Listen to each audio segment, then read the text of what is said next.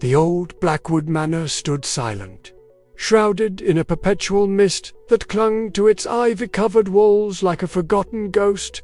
For a century, it had been the heart of local legends, a place of whispered secrets and unanswered questions. But tonight, its silence was broken by something far more sinister than folklore. A piercing scream had sliced through the quiet evening, and now the manor was a crime scene. Detective Miles Corbin stood at the grand entrance, his trench coat damp from the persistent drizzle, his gaze fixed on the imposing oak doors. He wasn't just investigating a death, he was stepping into a story, one written in blood.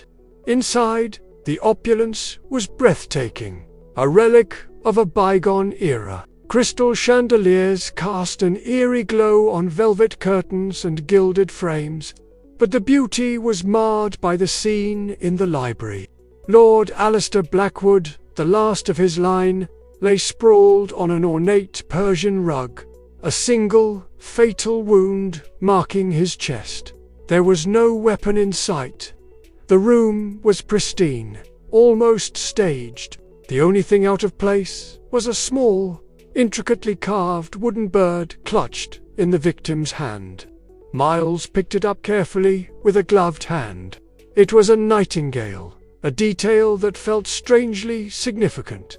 The list of suspects was short, but their motives were as tangled as the manor's history. First, there was Lady Eleanor Blackwood, Alistair's much younger wife. She claimed she was in her chambers, reading, but her eyes held a flicker of something Miles couldn't quite decipher: fear, or was it relief?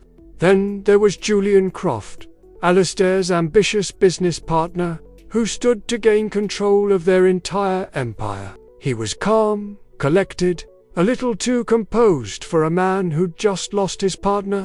Finally, there was the groundskeeper, a quiet, brooding man named Silas, who had served the Blackwood family for decades and was known to have a fierce, almost obsessive loyalty to the manor itself.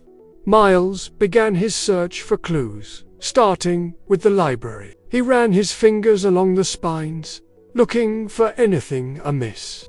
A faint, almost imperceptible scent of almond hung in the air near the fireplace, a scent often associated with cyanide. Yet the coroner had confirmed a stab wound.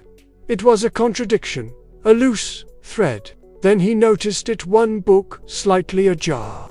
It was a collection of poems, and it was open to a page titled "Ode to a Nightingale."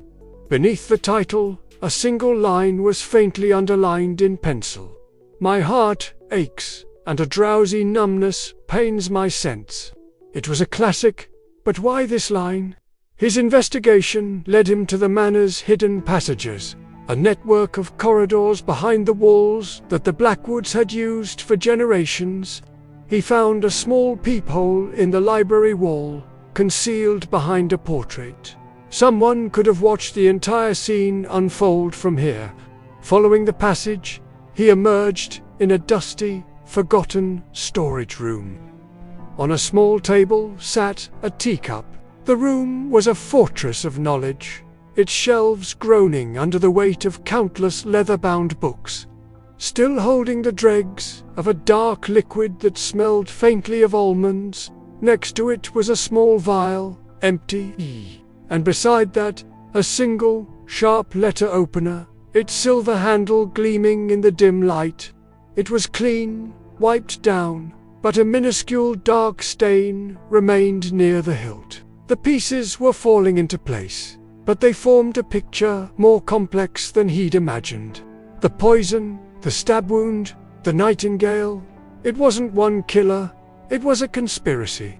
Returning to the main hall, Miles gathered the suspects. He looked from Eleanor's guarded expression to Julian's confident smirk to Silas's stony silence. The nightingale wasn't just a clue. It was a symbol.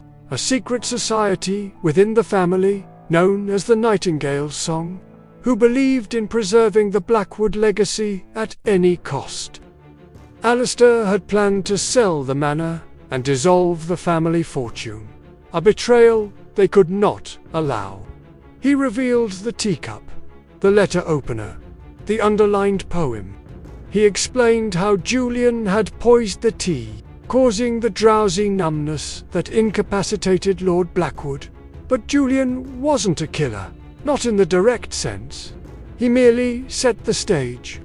It was Lady Eleanor, driven by a twisted sense of duty to the family she married into, who entered the library and delivered the final blow with the letter opener. And Silas, he was the silent guardian, the one who cleaned the weapon and hid the evidence, his loyalty to the manor overriding all else. As the truth settled over the room, the silence was once again broken, this time by the click of handcuffs. The secrets of Blackwood Manor had finally been brought into the light, but their darkness would linger long after the case was closed. What mysteries do you think still hide within those walls? Let me know in the comments below, and don't forget to subscribe for more unsolved cases.